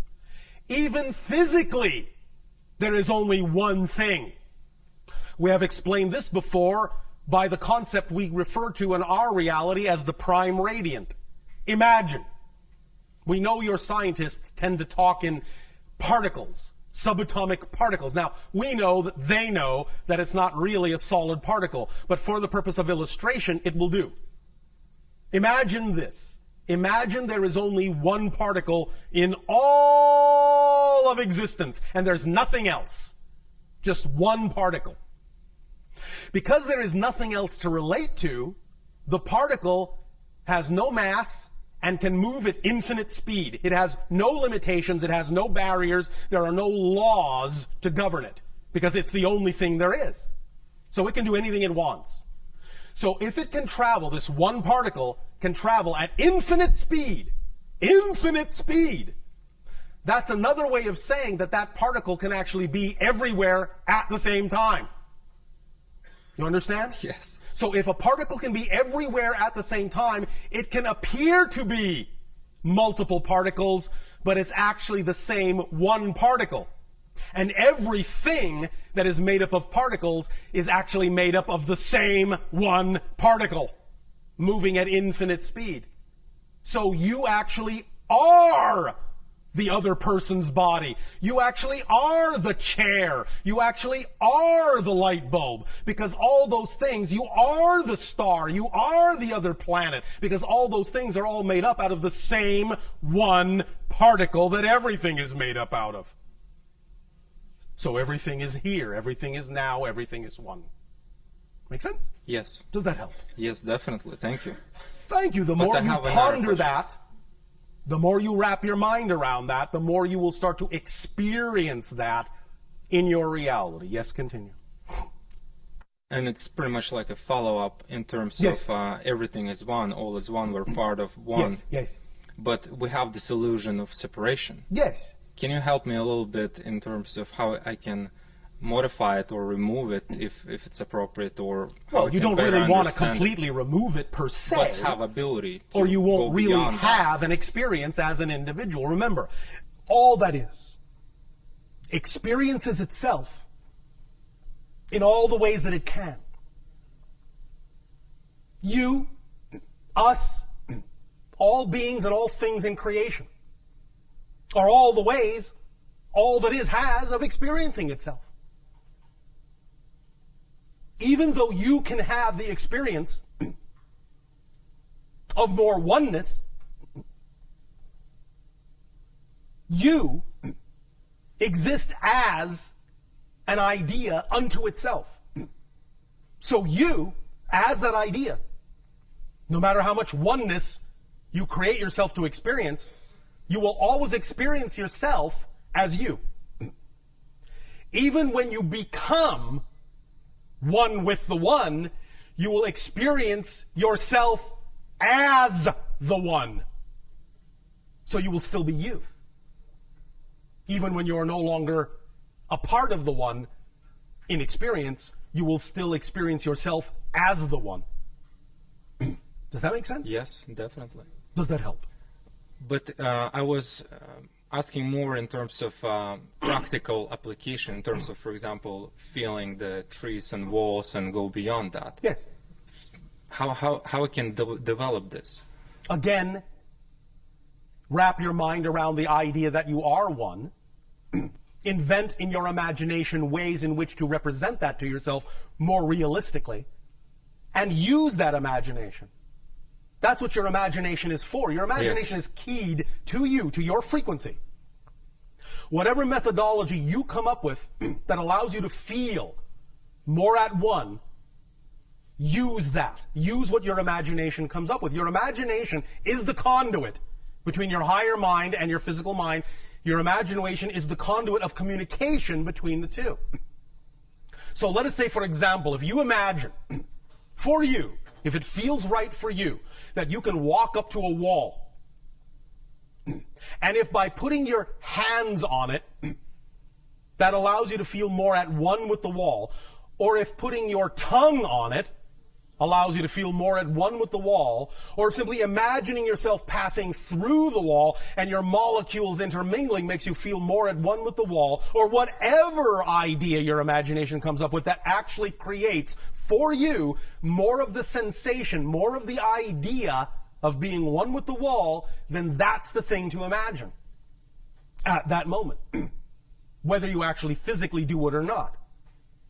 Because the idea is that some of these things are not always relevant to experience literally, physically.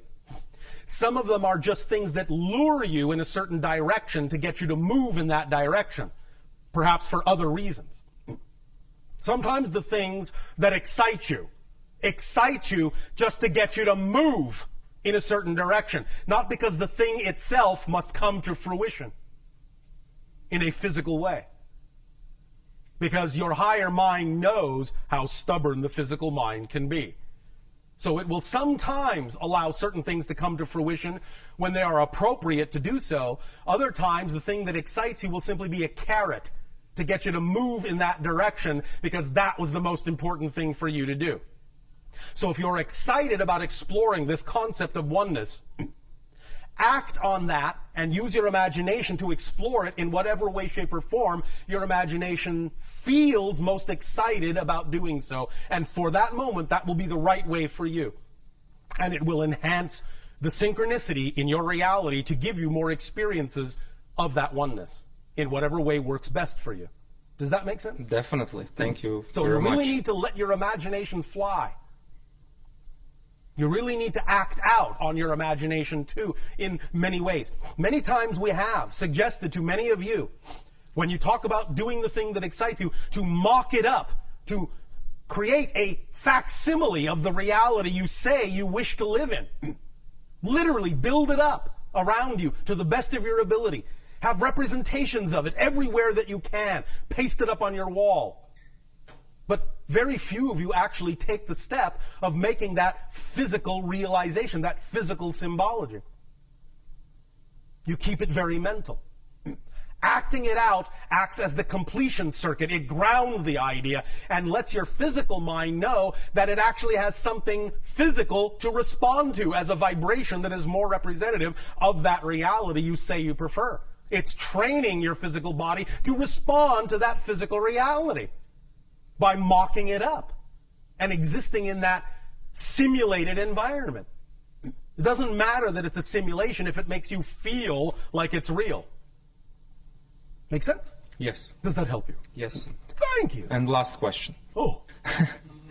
I want to understand how the new point of consciousness got born, or new consciousness got born. Probably it's more like a point. Essentially this way. The so-called new point of consciousness is simply the awakening to the level of consciousness that you actually are naturally. The idea is that when you all chose to experience the idea of physical reality on Earth, you understood to some degree that you were going to go through a cycle of forgetfulness and limitation experience. But you are now at the end of that cycle. So you are remembering who you are. You're waking up and remembering who you are as spirits. That's what caused the idea of the spiritual awakening. You have almost completely finished with your cycle of forgetfulness. So it's just the end of a natural cycle and the beginning of a new one of remembering more of who you are and the expansion that simply naturally comes with remembering your true identity. Make sense? Yes. Does that help you? Thank you very much. Thank you.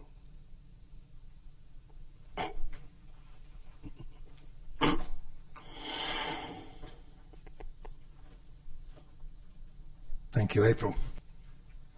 Hi, Bashar. And to you, good day. It's a privilege and a pleasure to be here with you. It is an honor for us to communicate with all of you as well. Good, thank you. Speak up and be bold so that all may hear what you have to share. I shall speak up then. Thank you. By our thoughts, our choices, and our imaginings, as you said, we create our reality. Through your beliefs and definitions, you create your reality. Your beliefs and definitions determine what kind of feelings and thoughts and behaviors you exhibit. Right. That then reinforce the reality you have created with your belief. But belief is the blueprint. It's the first step. The definition is the key, not just a thought. I know that some people on your planet interchange those concepts and say thoughts create your reality. What they really mean is the basic fundamental belief creates the reality. What you believe is true is what you experience. Then your thoughts will go hand in hand to reinforce that. Good, yes, excellent. And so it's a very individual process, is it not? Yes, but there are collective components to it that you have all agreed to abide by in general. Which are prior agreements as to the structure of the earth and life and so on. Yes. Okay, good, yes. So if I create my reality and it is an individual thing within those agreements, within those prior agreements. Yes. I'm confused about the way in which sometimes you talk about the world that is, as if there's a world out there that we are all sharing. Yes. And all seem to be within this same world. Well, in a sense. We understand that sometimes the limitation of the translation of our thoughts into the human language may leave something to be desired and cause some confusion with regard to the definition of terminology.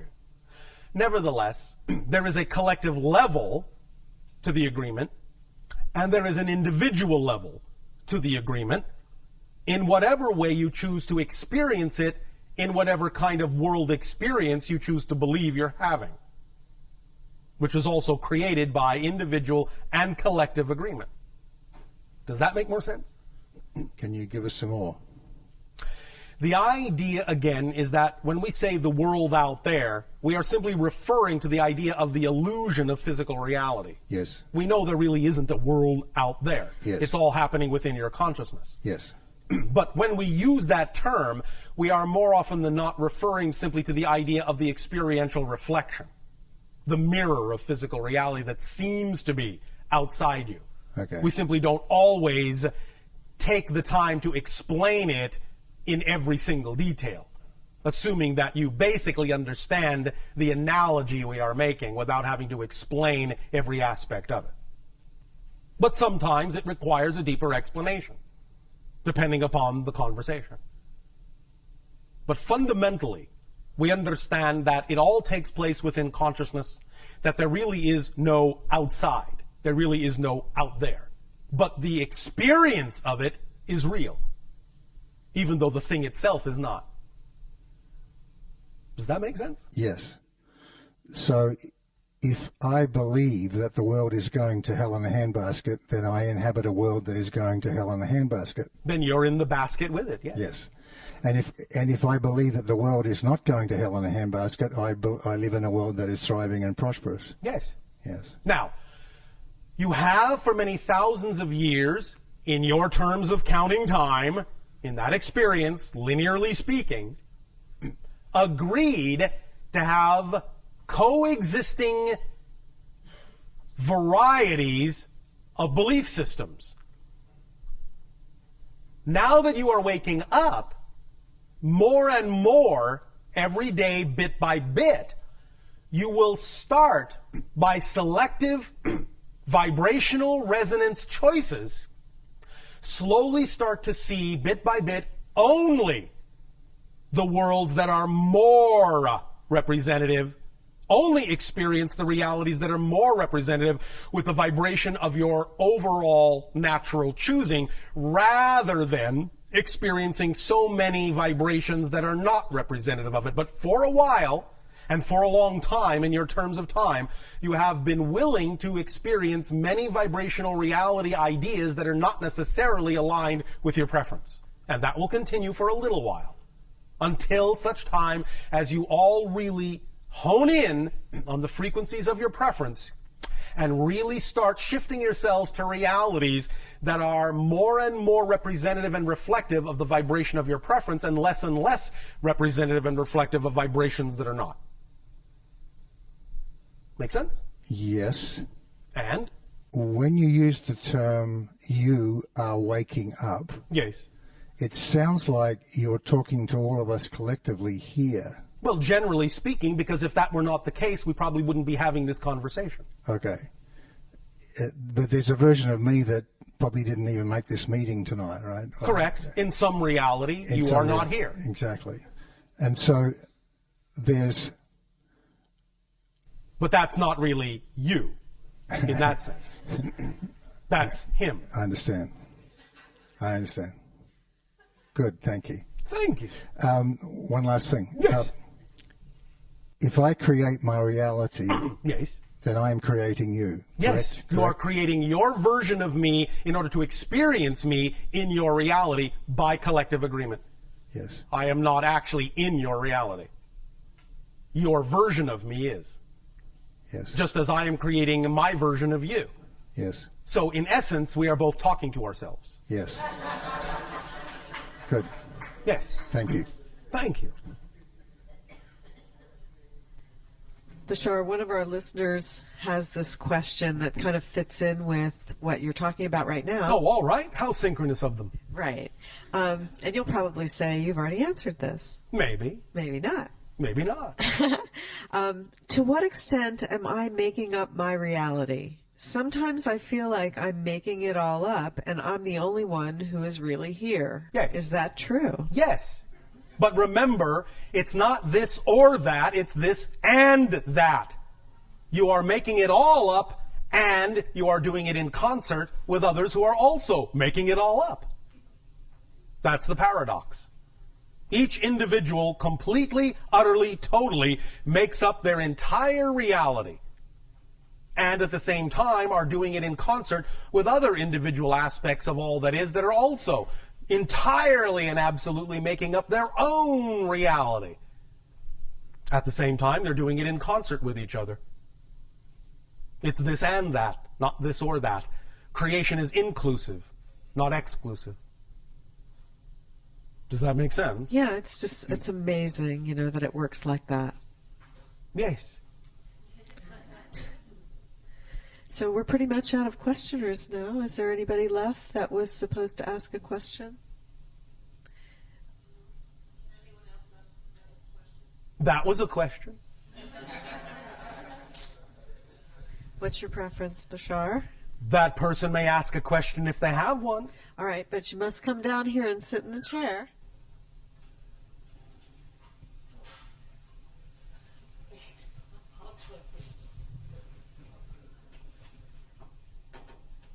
Thank you, Bashar. Thank you. Good day. And good evening. Oh, all right. Good evening. Would you say a little more about following your excitement in reference to the struggles we often experience with trying to act in our best understanding with what we perceive? Sounds like you're struggling with the sentence. Yeah, well, yeah. When there's a struggle between acting on what we believe is our duty, which is not necessarily that exciting, Can you define duty? For example, yes. Well, something that I'm struggling with right now is a very sick parent who is requiring an enormous amount of time, energy, and attention. Oh, all right. And it's very difficult for me under these circumstances to be acting on my excitement. Why?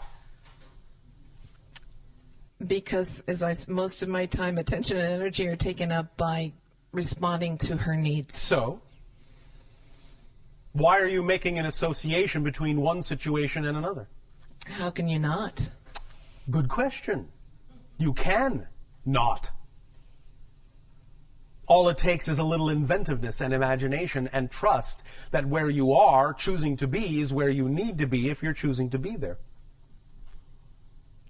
Let's explore this. I'm going to give you an example we have used before. But perhaps you can understand in this example how a variation of this idea can be applied in your situation and your circumstance. All right? All right? Oh, yes.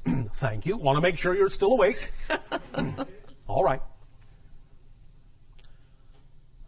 Many people on your planet have been given belief systems that say, this cannot be something that gives me joy. This cannot be done as a living. This will not work. This makes this impossible. And all sorts of other belief system limitations that become self-fulfilling prophecies, self-reinforcing realities, experiences. People on your planet who have a different way of looking at things, who have different belief systems about what is and isn't possible, don't experience those limitations. Their reality reinforces for them the understanding that they can do this and do that. Like I said, it's not this or that, it's this and that. But it is often a limitation of imagination, a limitation of definition that allows an individual to believe that certain things cannot happen if they don't happen in a certain specific way.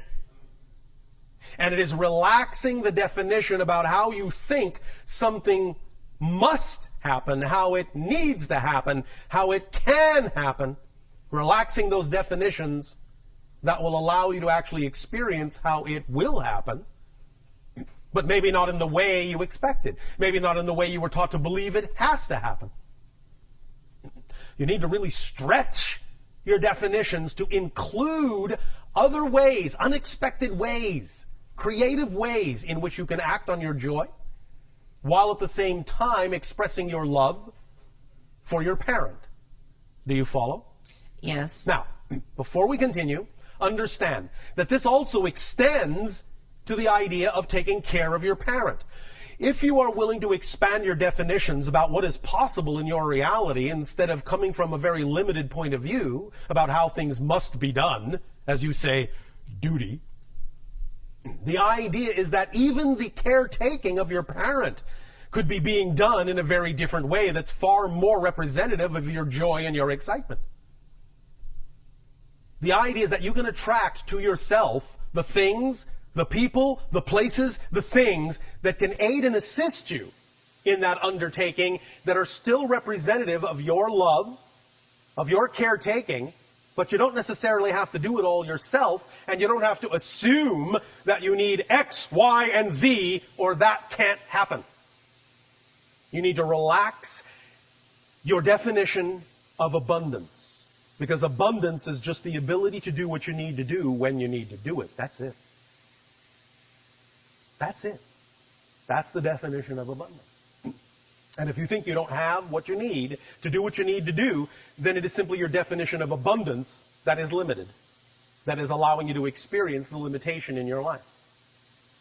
The example of a woman whose great joy was to simply tell stories to her children illustrates the point.